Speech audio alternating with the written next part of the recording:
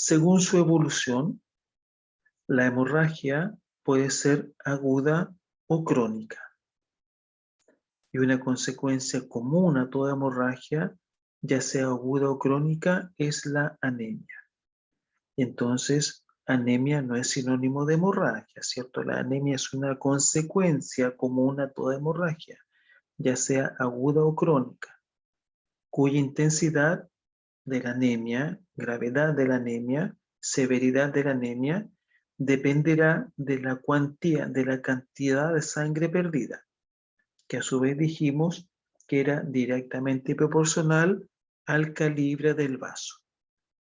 Entonces, según su evolución, la hemorragia puede ser aguda o crónica, y una consecuencia común a toda hemorragia, sea aguda o crónica, es la anemia, cuya intensidad de la anemia va a depender de la cantidad de sangre perdida, la que a su vez, la cantidad de sangre perdida, es directamente proporcional al calibre del vaso.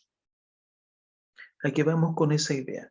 Una consecuencia común a toda hemorragia, aguda o crónica, lo más probable es que si se lesiona un vaso de grueso calibre, desencadenemos una hemorragia aguda, ¿cierto? Si es un grueso calibre, el vaso dañado, va a emanar, va a salir una cantidad de sangre importante en un corto lapso de tiempo.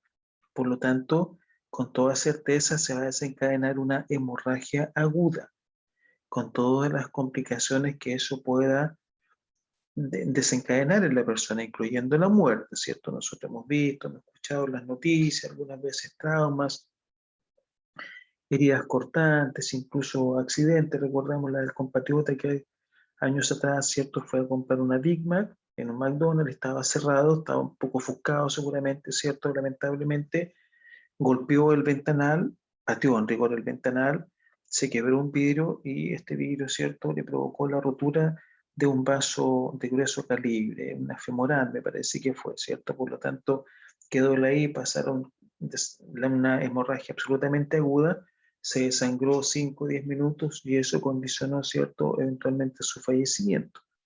Por lo tanto, si es que se lesiona un vaso de grueso calibre, lo más probable es que se desencadene una anemia aguda. Y si es que se lesiona un vaso de pequeño calibre, lo más probable es que nos condicione una anemia crónica. Un vaso de pequeño calibre va a salir sangre, ¿cierto?, en poca cantidad, en poca cuantía, prolongado en el tiempo, y lo más probable, ¿cierto?, que nos genere una anemia crónica. Pero no son sinónimos anemia y hemorragia, ¿cierto? Anemia es una consecuencia de hemorragia. Y la intensidad de la anemia será directamente proporcional a la cantidad de sangre perdida, la cual es directamente proporcional al calibre del vaso.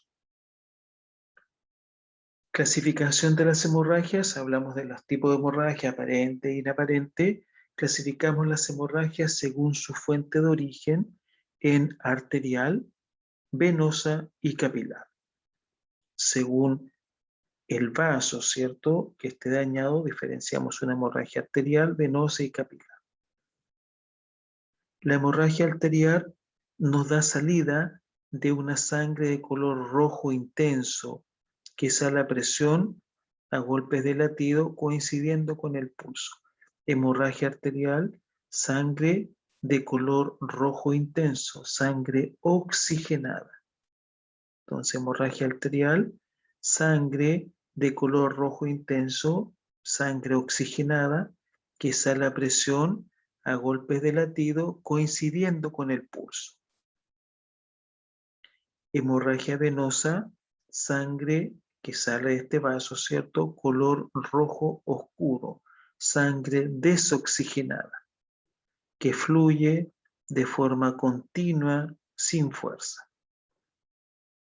Habitualmente en nuestras actividades domésticas, en las manos, ¿cierto?, haciendo alguna actividad en cocina, habitualmente nos generamos lesiones a nivel de las venas, ¿cierto? Color rojo oscuro, la sangre que emana fluye continua, sin fuerza.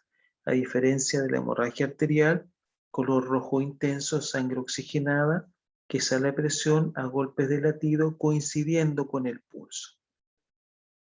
Y la hemorragia capilar, que la caracterizamos porque son varios puntos sangrantes de una superficie extensa, varios puntos sangrantes de una superficie extensa.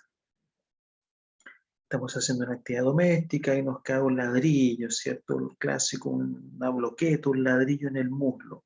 Nos genera una zona, ¿cierto?, extensa y el desarrollo de una hemorragia capilar. Varios puntos sangrantes de una superficie extensa, una hemorragia capilar. O, en general, al momento de vomitar, ¿cierto? Eventualmente también esta maniobra de vomitar, el Valsalva, que se denomina, ¿cierto?, condiciona la aparición de una hemorragia capilar en el rostro o alrededor, ¿cierto?, eventualmente de nuestros ojos. Hemorragia capilar. Varios puntos sangrantes de una superficie extensa.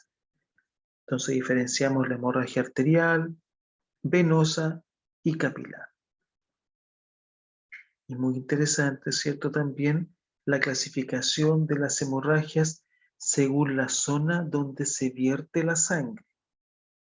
Según la zona donde se vierte la sangre, diferenciamos una hemorragia externa, cuando la sangre se vierte al exterior, se vierte al medio externo, al exterior de nuestro organismo, y una hemorragia interna, donde la sangre no se vierte directamente al exterior. Entonces diferenciamos una hemorragia externa cuando la sangre se vierte al exterior y una hemorragia interna donde la sangre no se vierte directamente al exterior. Pero sí se puede, la sangre, ¿cierto? Se vierte a una cavidad que tenga contacto con el medio externo, como el estómago, el recto y la vejiga. El estómago tiene contacto con el medio externo, ¿cierto?, a través de la boca.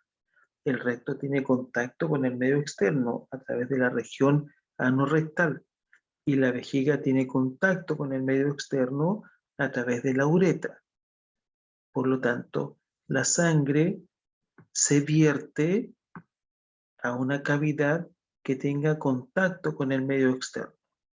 Ahí hablaríamos de una hemorragia interna cavitaria exteriorizable, cuando la sangre se vierte a una cavidad que tiene contacto con el medio externo, como el estómago, el recto o la vejiga. Entonces ahí hablamos de una hemorragia interna cavitaria exteriorizable.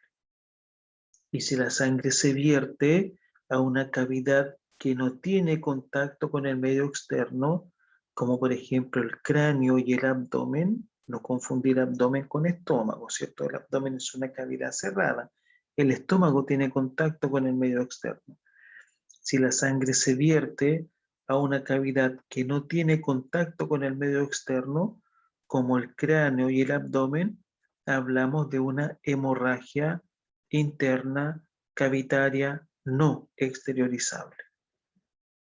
Entonces, según la zona donde se vierte la sangre, diferenciamos la hemorragia externa y la hemorragia interna cavitaria exteriorizable o la hemorragia interna cavitaria no exteriorizable.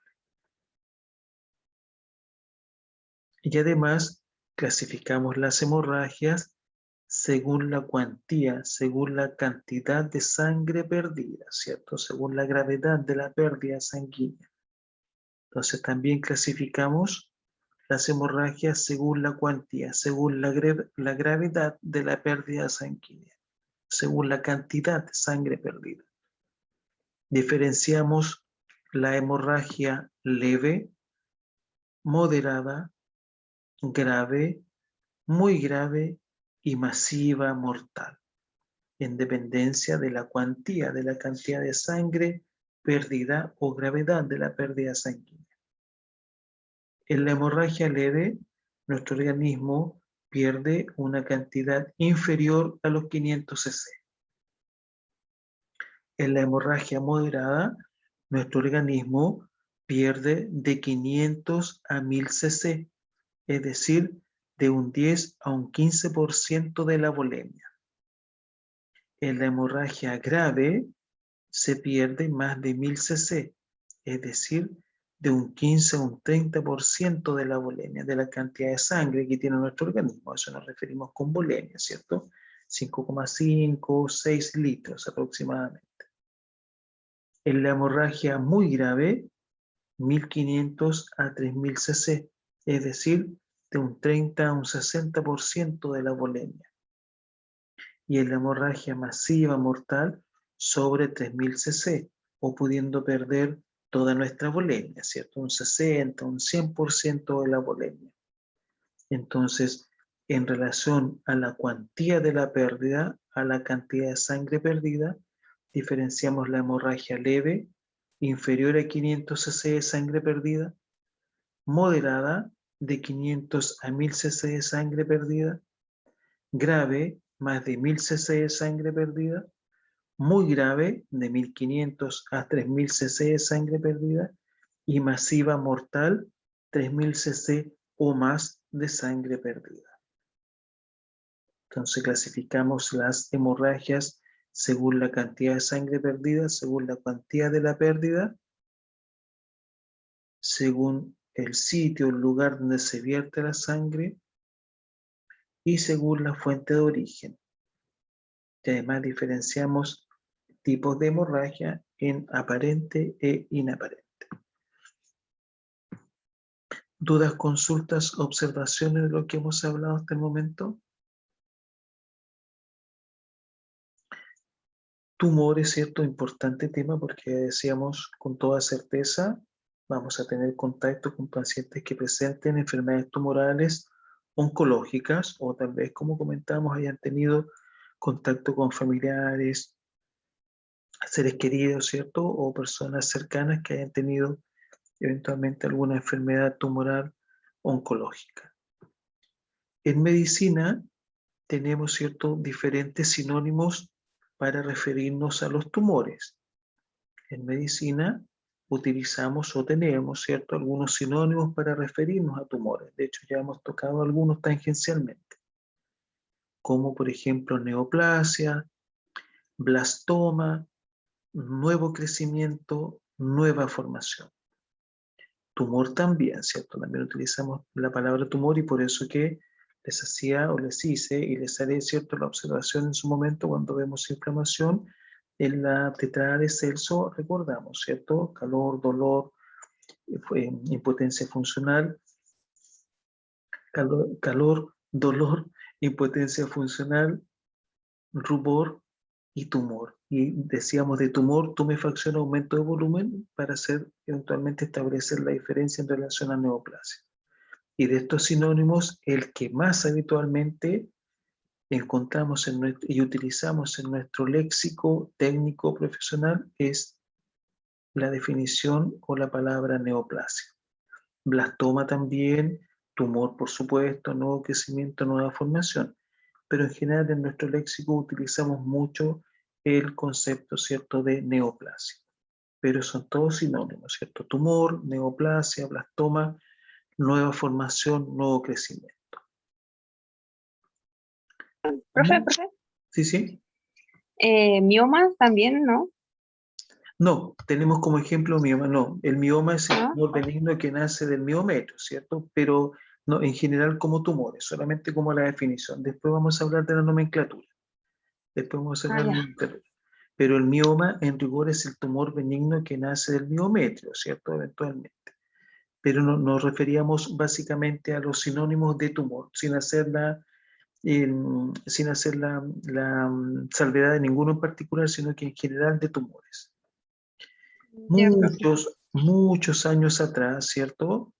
Willis, hace más de ya 30, 40 años, nos entrega una definición, anatomopatólogo Willis, ¿cierto? Nos entrega una definición que en opinión de muchos, dentro de los cuales me cuento, ¿cierto? Esta definición toca, alcanza, ¿cierto? Nos refleja los conceptos más importantes del fenómeno de los tumores. Entonces es una definición muy antigua que nos entrega Willis, pero que creemos, ¿cierto?, satisface plenamente, ¿cierto?, los tópicos más importantes en relación a tumores. Posteriormente se hicieron algunos complementos, ¿cierto? Vamos a entregar la definición de Willis y después la vamos a complementar. No es que la hayan cambiado, sino que la mantuvieron, pero la complementaron con algunas observaciones muy interesantes y que también vamos a analizar. Entonces, definición de tumor por Willis, que en rigor es la definición de cáncer, porque cáncer es el nombre común para todos los tumores malignos. Entonces, definición de tumor por Willis, que es la definición de cáncer, que nuevamente repetimos, es el nombre común para todos los tumores malignos. Entonces vamos a analizar y después vamos a sacar varias conclusiones en relación a la definición. Entonces Willis nos dice que una neoplasia, sinónimo de tumor, ¿cierto? Es una masa anormal de tejido, cuyo crecimiento excede de los tejidos normales, es decir, crece más rápido que nuestros tejidos normales.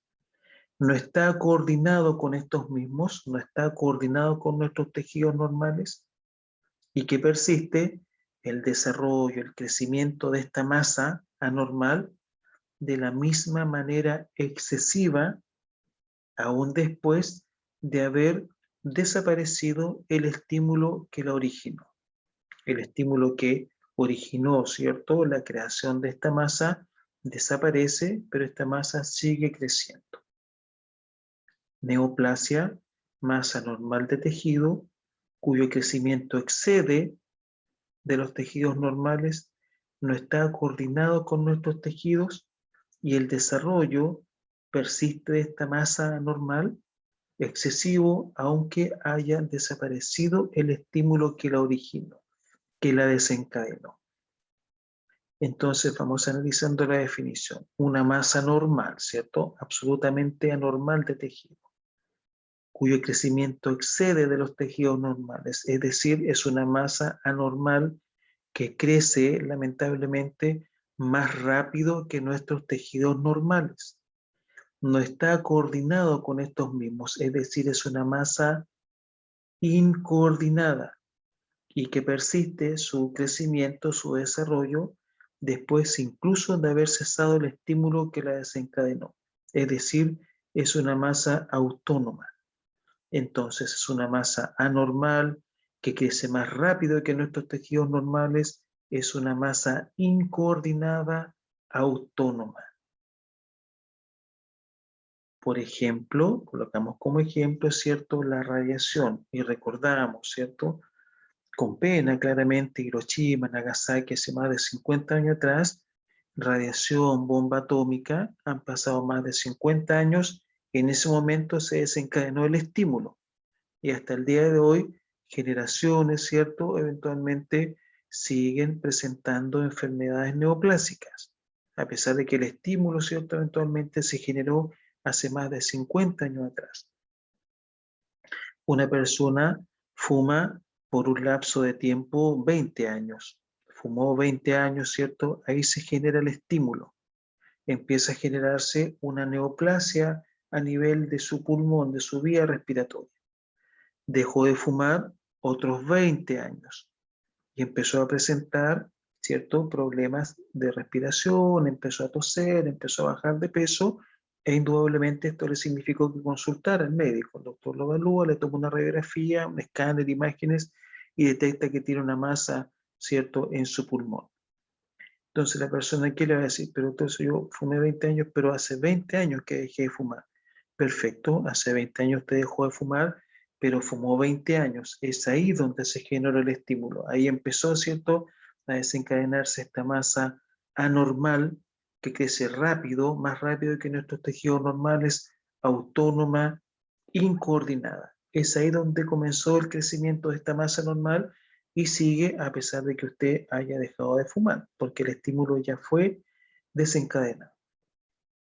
Familias completas, ¿cierto? Y algunas veces vemos por televisión situaciones legales, familias completas que vivieron cerca de lugares de acopio de minerales o de fábricas de cemento, recordemos, ¿cierto?, en Polpaico, o en su defecto fábricas de asbesto, generaciones completas de familias, ¿cierto?, fueron reubicadas, trasladadas hasta otra zona geográfica, pero igual se generó el estímulo y después desencadenaron muchos años después también enfermedades neoplásicas.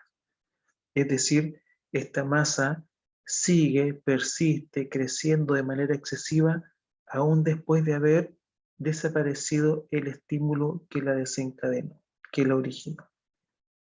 Entonces, Willis nos propuso una masa anormal que crece más rápido que nuestros tejidos normales, incoordinada, autónoma.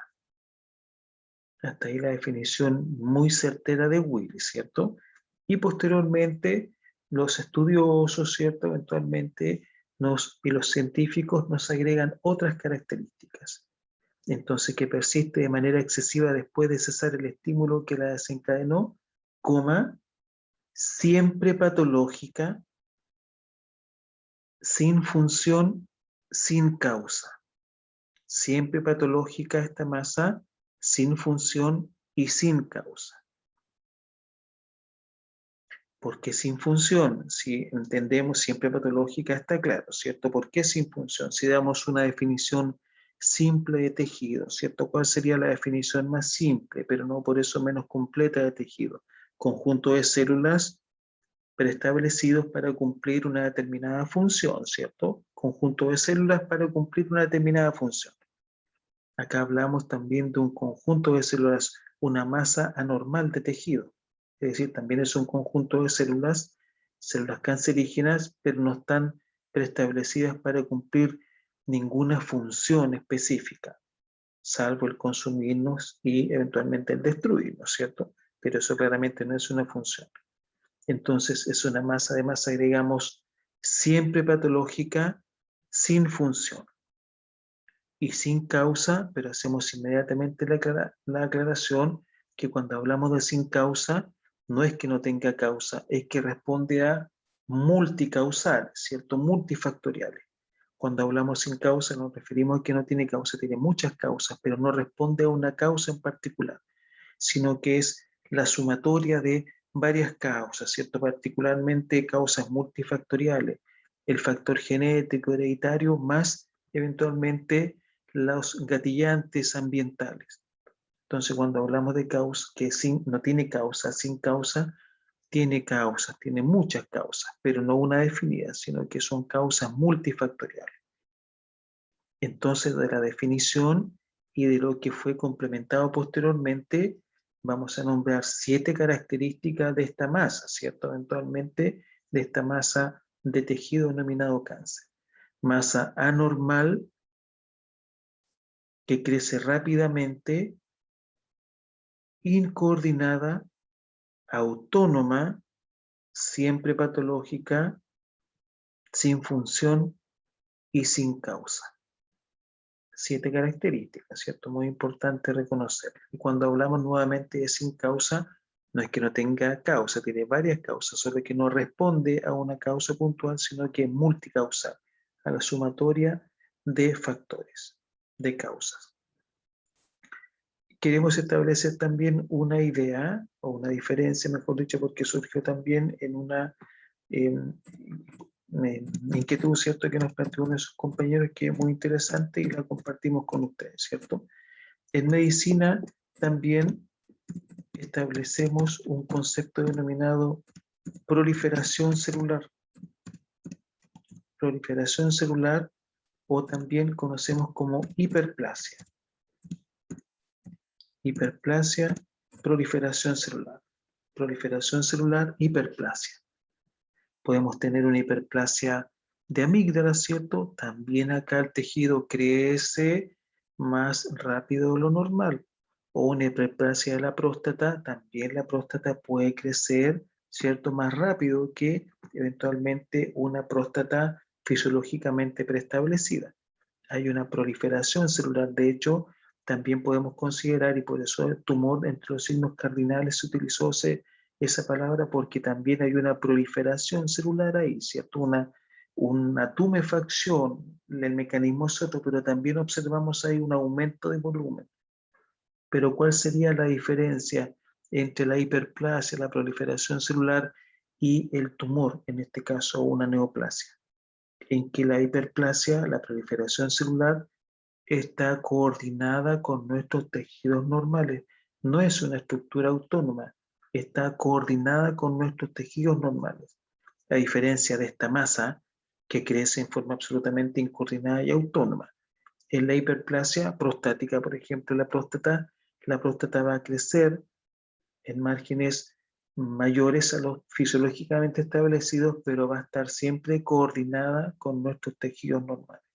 Esa es la diferencia, ¿cierto? Entre una hiperplasia, proliferación celular y eventualmente una neoplasia. Y dijimos que cáncer es el nombre común para todos los tumores malignos, ¿cierto? Cáncer, que viene de la palabra cangrejo, que se adhiere eventualmente al tejido. Es el nombre común para todos los tumores malignos. Teoría mutacional del cáncer, ¿cierto? Vamos a ver generalidades de los tumores, ¿cierto? Lo que resta de la clase, y mañana vamos a complementar con generalidades y vamos a abocarnos a hablar de la oncogénesis. Teoría mutacional del cáncer, por qué y cómo, ¿cierto? De dónde se desencadenan estas células neoplásicas que dan lugar eventualmente a la neoplasia. Nos quedamos por ahora con la teoría mutacional del cáncer, que postula que hay un cambio del cariotipo en nuestras células tumorales. Pero en rigor, mañana, ¿cierto? Cuando terminemos de hablar de las generalidades de las neoplasias, vamos a hablar de la oncogénesis. De los oncogenes, ¿cierto? Que es el oncogen de, eventualmente recordamos varios conceptos como apoptosis, entre otros, que los vamos a revisar mañana cuando hablemos algunas palabras en relación a la teoría mutacional del cáncer y la oncogénesis. Causas de neoplasia, dijimos, ¿cierto? Muchas causas de neoplasia. Entonces, causas de neoplasia. El listado puede ser absolutamente amplio, ¿cierto? Amplio listado, cada vez le podemos ir agregando ahí más causas de neoplasia, ya uno no sabe qué respirar, qué comer, ¿cierto? Porque todo se genera potencialmente oncógeno, ¿cierto? Absolutamente. Entonces, causas de neoplasias, colocamos ahí, antes de virus, colocamos causas genético-hereditarias. La herencia, ¿cierto? El factor genético, el genoma humano. Entonces, antes del virus, antes lo damos como preestablecido per se y no hay que colocarlo, ¿cierto? Genética, causas número 1, genéticas hereditarias. Causas genéticas hereditarias. Presentes desde el nacimiento, algunas, ¿cierto? Causas genéticas hereditarias presentes desde el nacimiento. Interacción, ¿cierto? Entre el genoma humano, la persona, ¿cierto? Los genes, el genoma humano y los factores ambientales, los carcinógenos, cancerígenos que vamos a enumerar a continuación. Entonces, número 1, la predisposición genética hereditaria, el genoma humano, ¿cierto? Una predisposición genética hereditaria, genoma humano.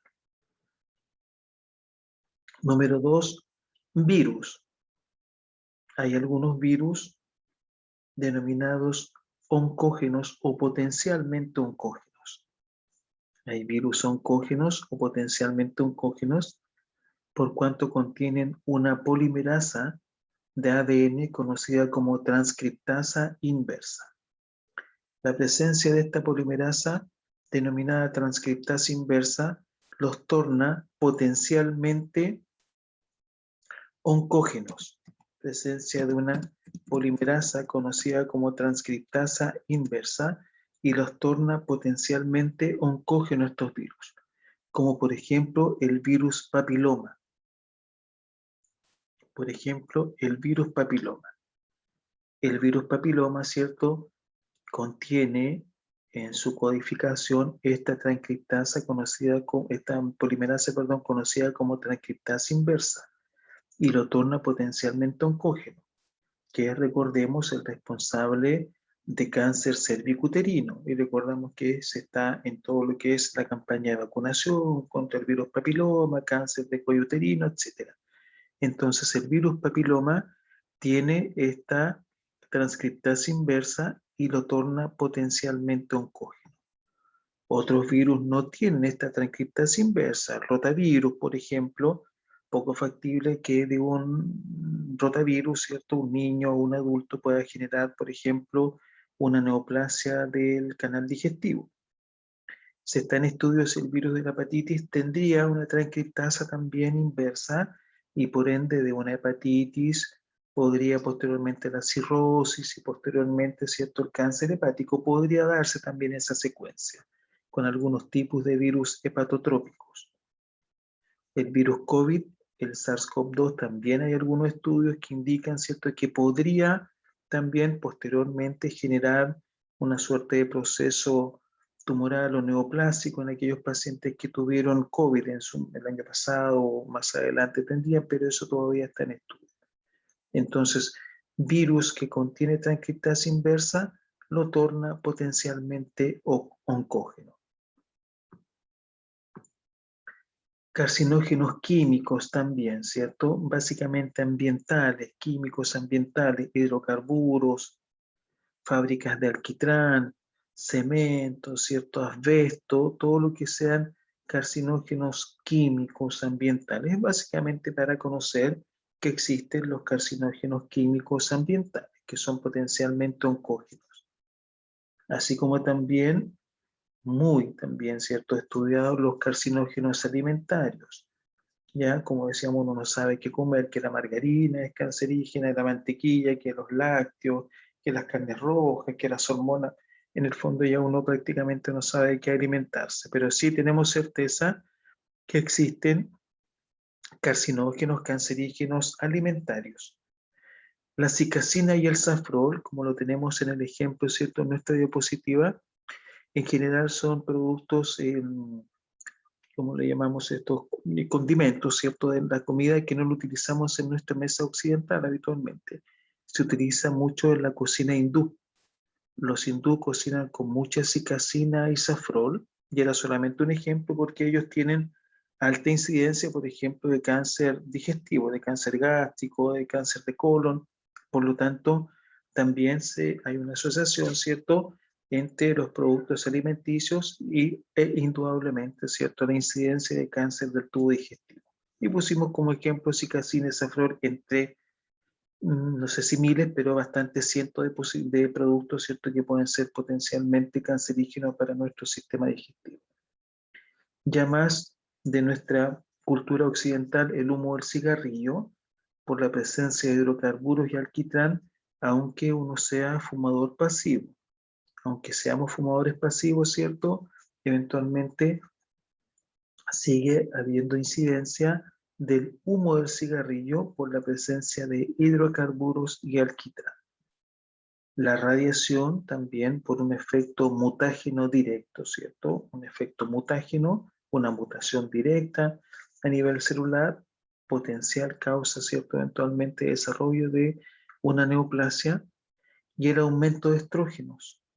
El aumento de estrógenos, sobre todo en la rama femenina de nuestra sociedad, ¿cierto? Eventualmente. La rama femenina de nuestra sociedad que eventualmente tiene alta incidencia de cáncer cervicuterino, cáncer de mama, ¿cierto? Se atribuye esta alta incidencia al aumento de estrógenos. En conjunto con este factor, ¿cierto? El aumento de estrógenos, vamos a decir que la obesidad mórbida me refiero, ¿cierto?, también se considera un factor potencial cancerígeno. ¿Por qué? El paciente obeso, los adipocitos, ¿cierto?, en el fondo del paciente obeso, generan una enzima denominada aromatasa.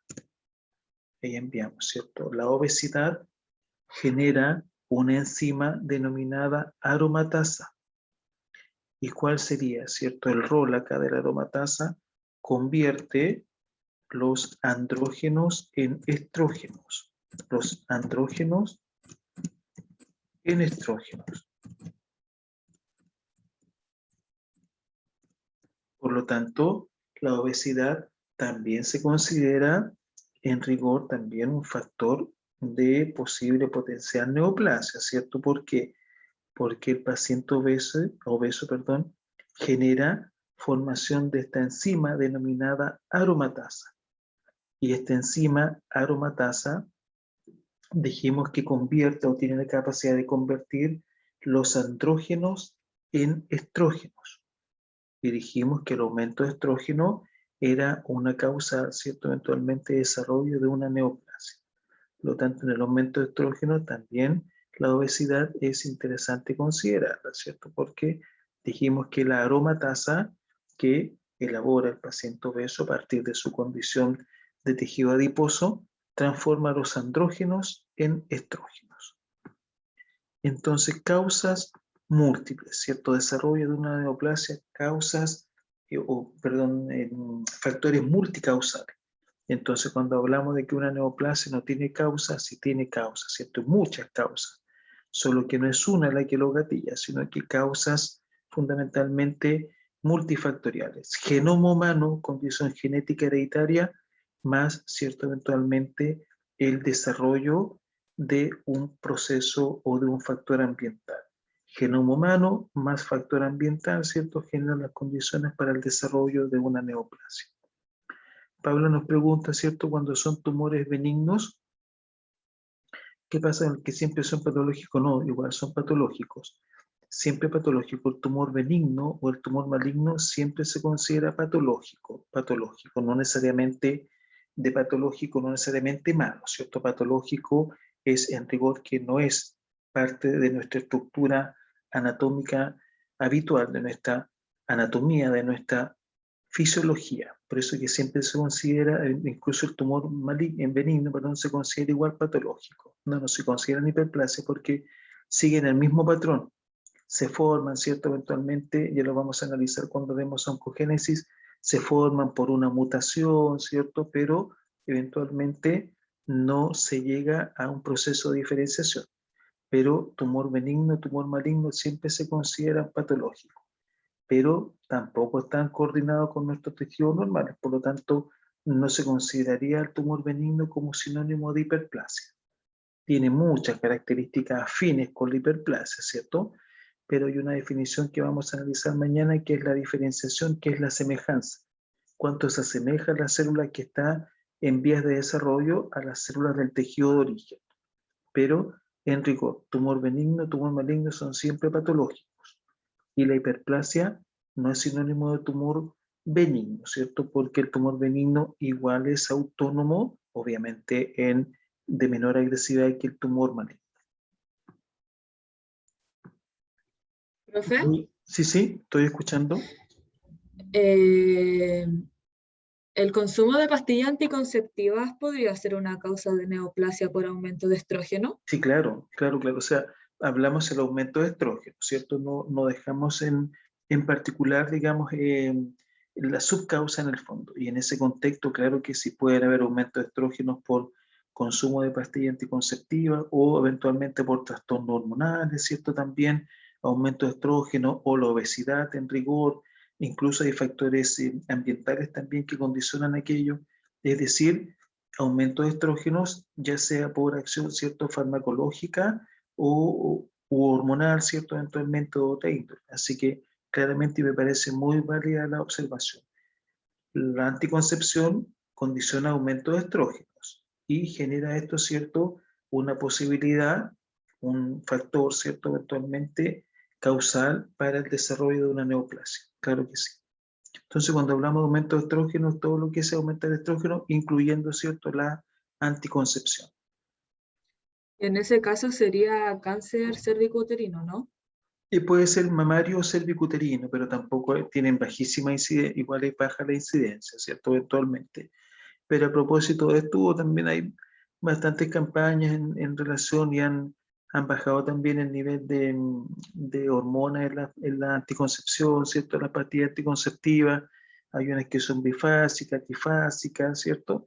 Y bueno, y el llamado también es a utilizar también es otro tipo de anticoncepción, pero sí, si el aumento de estrógeno generaría cervicuterino y posteriormente mamario por orden de incidencia, a pesar de que algunas veces pasa adelante el mamario, el cervicuterino, otras veces el cervicuterino que el mamario, pero claramente son los dos que más prevalecen en el sexo femenino, de todas maneras. Profe, Sí. Entonces, ¿todos los métodos anticonceptivos puede causar neoplasia? No, no todos los métodos anticonceptivos, hay otros métodos anticonceptivos que son distintos, ¿cierto? Pero en general, la anticoncepción que nos aporta estrógeno, porque puede un método anticonceptivo también, el preservativo también es un método anticonceptivo, ¿cierto? Eventualmente, no sé si me entiendes la idea, no son todos los métodos anticonceptivos los que aportan básicamente estrógeno, el calendario y otras formas, ¿cierto? Eventualmente también de anticoncepción, que son bastante menos invasivos, son bastante menos seguros también, por cierto, pero son menos invasivos. Pero el aumento de estrógenos sí es potencialmente una causal, ¿cierto?, de neoplasia. Ahora, ¿cómo o por qué aumentaron esos estrógenos? Habría que indagar ahí o habría que hacer el estudio por qué aumentaron, si por una predisposición hormonal o porque llegaron a estos organismos estrógenos en forma artificial, ¿cierto? Como por las pastillas anticonceptivas. Mira, profe, gracias. Nomenclatura de las neoplasias, muy interesante e importante, ¿cierto? Nomenclatura de las neoplasias. Y ahí apareció la palabra mioma, que en algún momento nos había consultado una de sus compañeras. Nomenclatura de las neoplasias. La mayor parte de los tumores benignos se designan histológicamente agregando el sufijo oma al tipo celular que forma la neoplasia. Entonces, la mayor parte de los tumores benignos se designan histológicamente utilizando el sufijo oma al tipo celular que forma la neoplasia. Y ahí hablamos de osteoma, sufijo oma, osteocelu, ¿cierto? Célula, histología, hueso. Oma, tumor, osteo, hueso, es decir, tumor benigno que nace del hueso, osteoma. Cóndroma es el tumor benigno que nace del cartílago. Condrocartílago, oma, tumor, ¿cierto? Tumor benigno que nace del cartílago. Mioma, tumor benigno que nace del miometrio, del músculo uterino, ¿cierto? El tejido muscular del útero, miometrio, mioma. Entonces, la mayor parte, porque no todos, vamos a hablar de las excepciones también, de los tumores benignos se designan histológicamente agregando el sufijo oma al tipo celular que forma la neoplasia.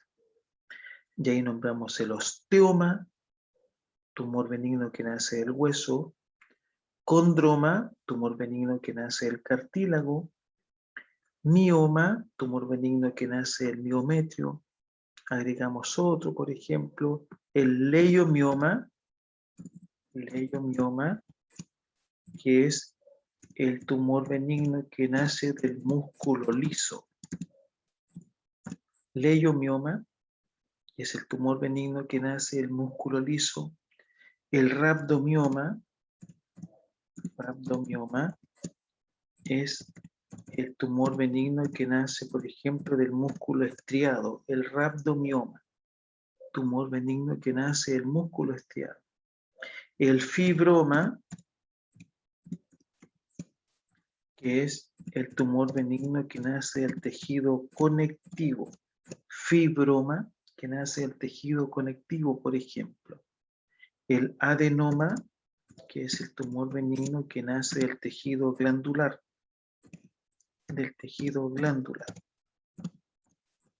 Por ejemplo. Tejido glandular.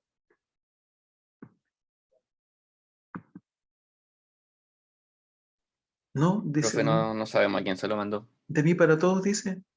Leiomioma, músculo liso, rhabdomioma. ¿Va? No sé por No, qué no ha llegado. dice de mí para todos. En la sala espera. Perdón. De mí para todos en la sala espera. Perdón, dice de No, mí no para importa, profe. todos. ¿Y ahí?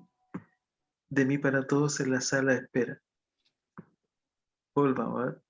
Sala de espera, todos en la reunión, perdón, tenía tiqueado todos en la reunión. Leiomioma del músculo liso. Me disculpan, ya. tumor benigno que nace del músculo liso, ahí está, leiomioma, músculo liso, rhabdomioma, tumor benigno que nace del músculo estriado, rhabdomioma. Son ejemplos, ¿cierto? Rhabdomioma, músculo estriado. Fibroma, que nace del tejido conectivo. Tejido conectivo, fibroma. Adenoma, de nuestro tejido glandular, entre otros, ¿cierto? Tejido glandular.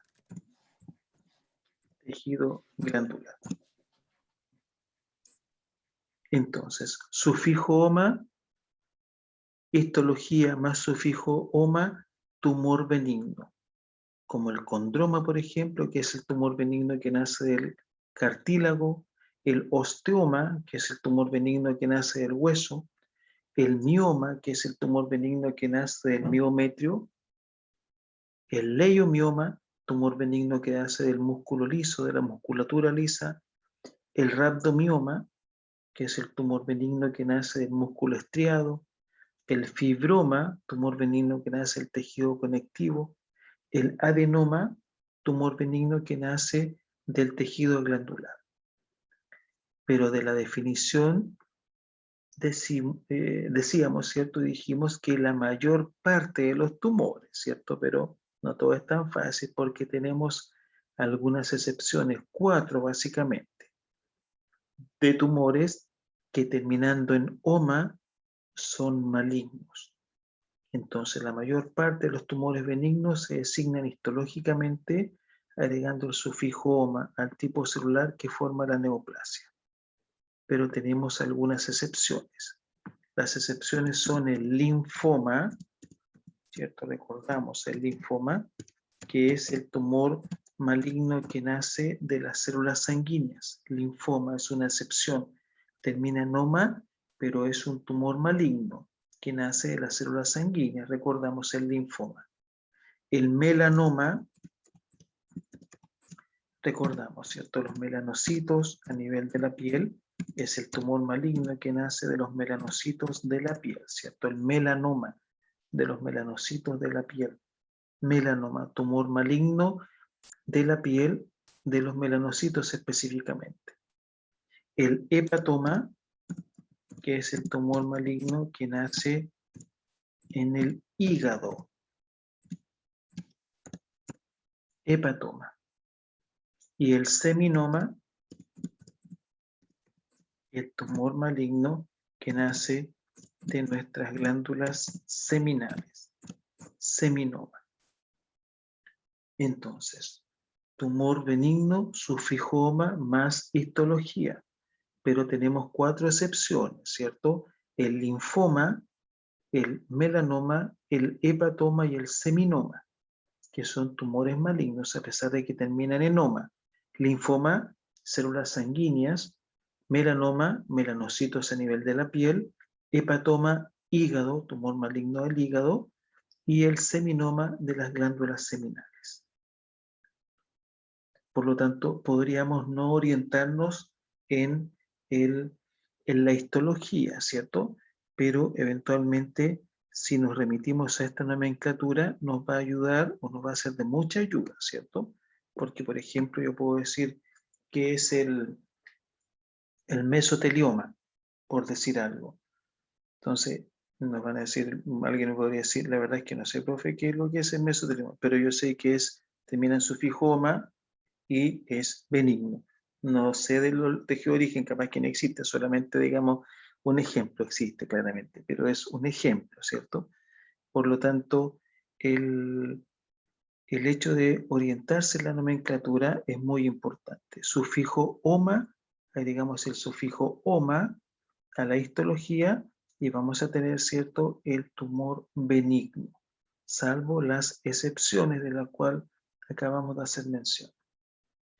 Y para hacer inmediatamente el símil y antes que vayan a descansar, ¿cierto?, nomenclatura de los tumores malignos.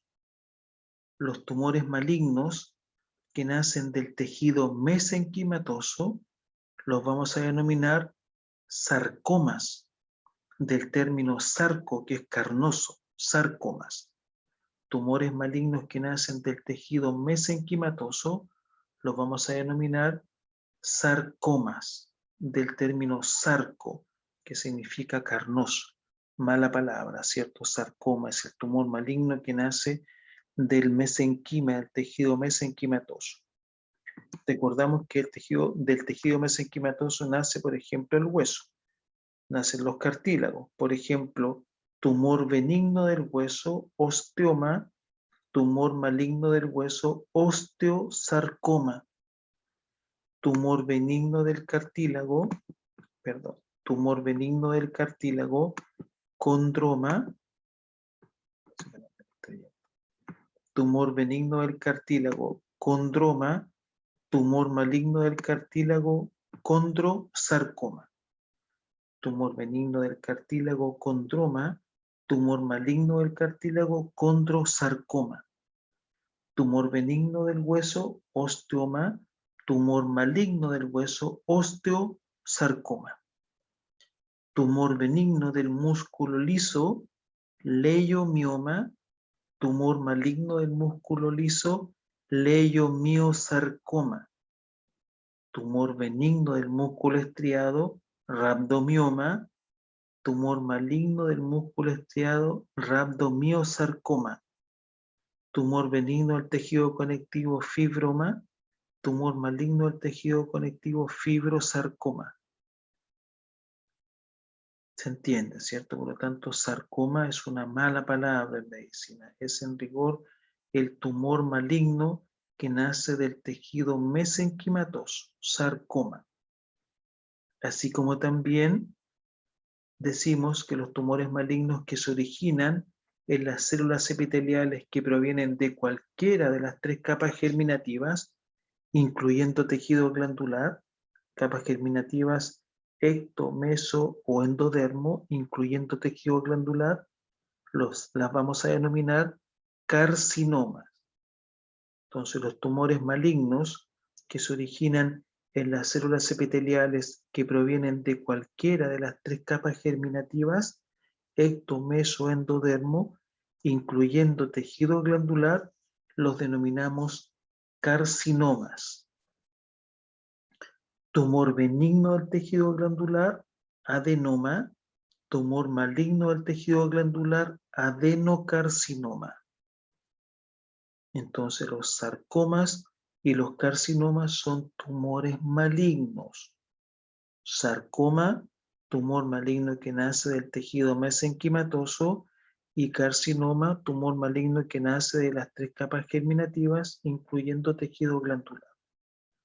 Entonces, sarcomas, tumores malignos; carcinomas, tumores malignos.